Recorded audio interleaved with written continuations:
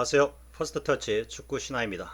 오는 1월 31일 새벽 1시에 아시안컵 본선 16강전인 대한민국과 사우디아라비아전 경기가 펼쳐집니다. 우리 대표팀은 조별 예선에서 조 2위로 16강에 진출하였습니다. 예선 첫 경기인 바레인전에서 3대1 승리를 거둔 후 요르단과는 2대2 그리고 말레이시아와는 3대3 무승부를 기록하면서 팬들의 많은 비판을 받았습니다.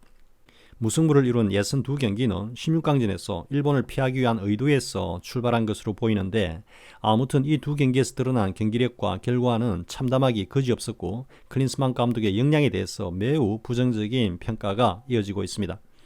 한편 사우디아라비아는 이탈리아 출신의 명장인 만치니 감독의 지휘하에 조별 예선전에서 2승 1무승부로 조 1위로 16강에 올라왔습니다. 이번 대회가 있기 전까지 강력한 우승 후보로 꼽혔던 대한민국이지만 예선전에서의 졸전으로 인해서 지금은 오히려 16강전에서 사우디의 우세를 점치는 시각이 다수라고 할 수 있을 정도입니다. 그러나 다른 영상에서 강조한 바와 같이 우리 대표팀 선수들이 예선에서의 졸전에 대하여 반성하고 전력을 추스린다면 충분히 사우디를 꺾을 수 있습니다.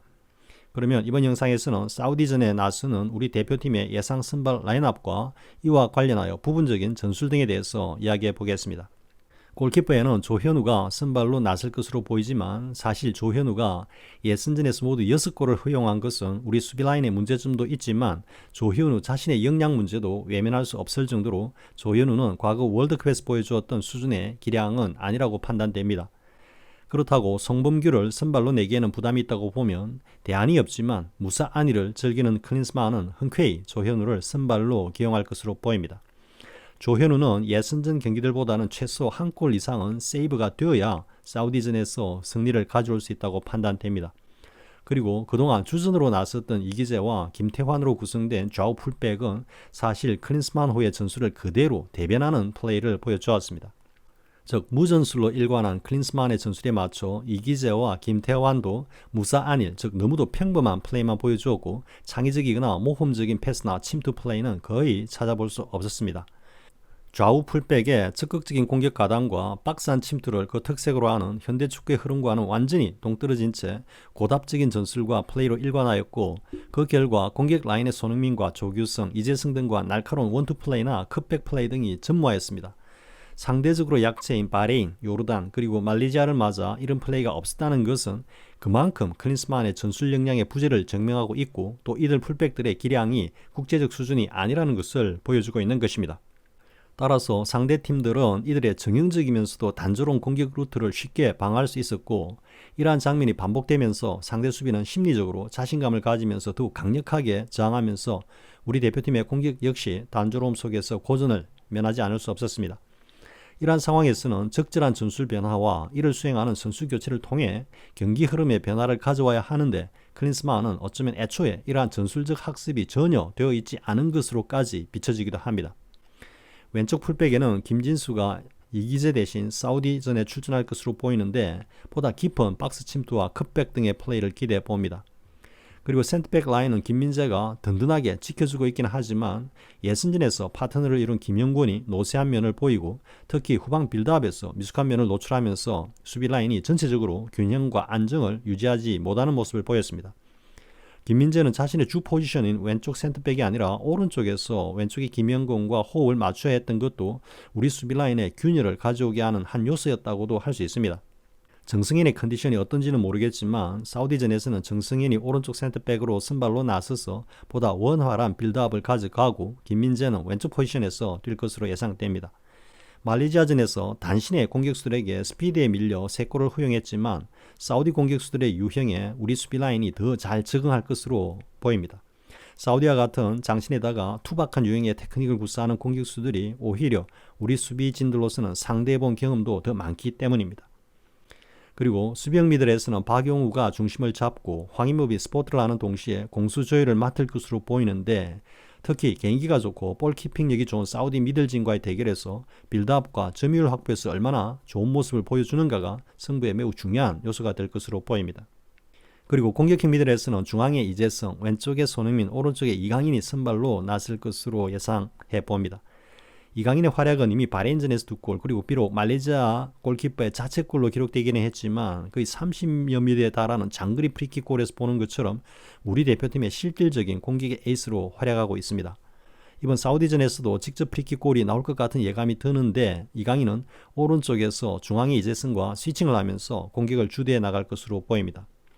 이재승 역시 중앙과 사이드를 모두 커버할 수 있는 역량을 가지고 있고 특히 순간적인 센스로 공격에 물꼬를 트는 플레이가 좋기 때문에 이재승이 이러한 장점을 적극 살리는 공격 포맷이 필요하다고 봅니다.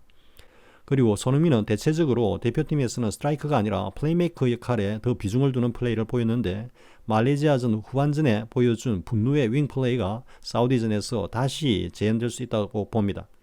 그런데 이러한 손흥민의 강력한 윙포드로서의 역할, 그리고 이재승의 공격 센스, 그리고 이강인의 멀티 역량을 모두 흡수하여 대표팀의 공격력을 최대치로 이끌어낼 수 있는 중앙 스트라이커로는 누가 가장 적합할까요? 조규성은 사실 스피드와 순발력 그리고 골 감각 등에서는 아직은 다소 부족한 점이 있고 최대 장점이라면 공중볼 경합과 헤더 능력입니다. 즉 지난 월드컵에서 보여준 것과 같이 이강인의 정확한 크로스를 헤더골로 연결하는 것이 조규성의 최대 역량인데 지금은 이강인의 역할과 역량이 당시 벤투호에서 했던 것과는 그 양과 질에서 현저히 다른 양상을 보이고 있습니다. 지금의 이강인은 벤투 시절 조규성의 머리를 겨냥하는 원툴 플레이어가 아니라 대표팀의 공격 라인 전체를 이끌고 골을 만들어내는 역할을 하고 있습니다. 그러므로 지금의 대표팀에서는 조규성의 역할이 다소 축소되었다고 할 수 있습니다. 물론 전술 변화의 한 패턴으로 조규성의 가치가 당연히 있는 것이기는 하지만 지금의 대표팀 스쿼드로 보면 조규성이 선발이 되는 것은 공격력을 약화시키는 결과가 된다는 것입니다. 조규성은 후반전 늦게 팀이 리드를 당하는 상황에서 헤드골 한 방을 노리는 조커로 활용하는 것이 바람직해 보입니다. 그러면 조규성 자리에는 누가 선발로 나서야 할까요? 지금의 대표팀에서는 황희찬이 원탑으로 나서는 것이 가장 강력한 전력을 낼 것으로 보입니다. 황희찬이 원탑으로 나서면 이른바 제로톱 내지는 펄스나인, 즉 가짜 공격수를 활용하는 전술이라고 할 수 있습니다.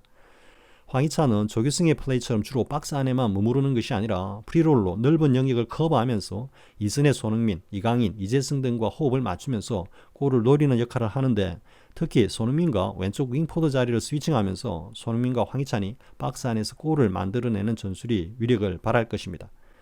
과거 황희찬이 통곡의 벽으로 불리던 리버풀의 반다이크를 페이크로 제친 뒤 골을 넣었던 그 장면에서처럼 지금의 황희찬의 골 감각은 절정을 이루고 있습니다.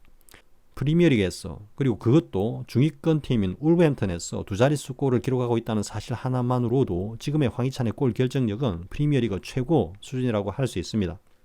일각에서는 황희찬의 골은 주워먹기라고 그 가치를 폄하하기도 하지만 주워먹는 그 자리를 포착하고 선점하는 것은 공격수로서는 매우 특별한 능력입니다. 하나 예를 들면 볼이 박스 안에서 이리저리 바운딩되고 있는 그런 혼란한 상황에서도 역량 공격수는 볼의 회전 방향과 상대 수비수의 헤딩 각도 등을 미리 읽고 넥스트 볼이 어디로 향할지를 먼저 알아차리고 공격을 준비합니다. 그리고 상대 수비진의 위치와 동료 공격수의 위치 또 그 동료의 플레이 성향을 잘 알고 있는 공격수는 볼이 올 확률이 가장 높은 지점을 선점하고 볼을 기다립니다. 이러한 역량을 역대 최고로 발휘한 선수는 이탈리아 대표팀 당시의 파울로 로시가 있습니다. 로시는 1982년 스페인 월드컵에서 이탈리아를 우승으로 이끌면서 6골을 기록하며 득점왕에 올랐습니다. 그런데 로시의 6골 중에 거의 모든 골이 바로 이른바 주워먹기 골이었습니다. 로시는 그렇게 주워먹은 골들로 그 해 발롱도르를 수상했습니다. 정말 신기할 정도로 박스 안에서 오가던 볼은 매번 로시를 찾아다니다시피 했습니다. 지금 프리미어리그에서 황희찬이 보여주는 플레이가 마치 당시에 파울로 로시의 플레이를 연상케 합니다. 그러므로 이번 사우디전에서는 조규성 대신에 황희찬이 선발로 나서서 원탑 스트라이크로 뛰는 것을 기대해 봅니다. 물론 무사 아닐 클린스만이 조규성을 선발로 내세울 가능성이 높아 보이지만 개인적으로는 황희찬이 사우디전은 물론 결승전에 이르기까지 우리 대표팀의 히어로로 활약을 하지 않을까 하는 생각이 듭니다. 그리고 앞서 말한 바와 같이 황희찬과 손흥민은 서로 스위칭을 시킴으로써 손흥민의 중앙 스트라이커로서의 역량도 함께 활용하고 동시에 손흥민이 중앙으로 들어가면 황희찬의 베스트 포지션인 왼쪽 윙포드 역량도 이끌어낼 수 있다고 봅니다. 손흥민과 황희찬, 프리미어리그에서 두 자릿수 득점을 기록하고 있는 두 선수가 부단히 스위칭으로 박스 안을 침투하고 이들을 바깥에서 이강인이 키패스로 지원하는 패턴을 기반으로 수비가 이들에게 쏠리면서 이강인에게 자유로운 공간이 나오면 이강인의 중거리 폭골을 노리는 것도 매우 강력해 보입니다. 지금까지 내용을 정리하면 이번 사우디전에 나서는 우리 대표팀의 선발 라인업은 이렇게 예상 및 기대를 해보겠습니다. 골키퍼의 조현우, 중앙센터백에는 김민재와 정성현, 좌우 풀백에는 김진수와 김태환, 수비형 미들에는 박용우와 황인범, 공격형 미들에는 이강인, 이재성, 손흥민, 그리고 원탑 스트라이커에는 황희찬. 비록 우리 대표팀의 감독이 없는 것과 같은 상황이긴 하지만 주장인 손흥민을 중심으로 우리 대표팀이 6대0 대승을 거두면서 가장 좋은 경기력을 보였던 베트남전 등의 플레이를 리마인드하면서 선수들 개인의 역량을 최대로 발휘한다면 지금의 우리 대표팀은 아시안컵 우승도 충분히 해낼 수 있는 전력이라고 평가합니다.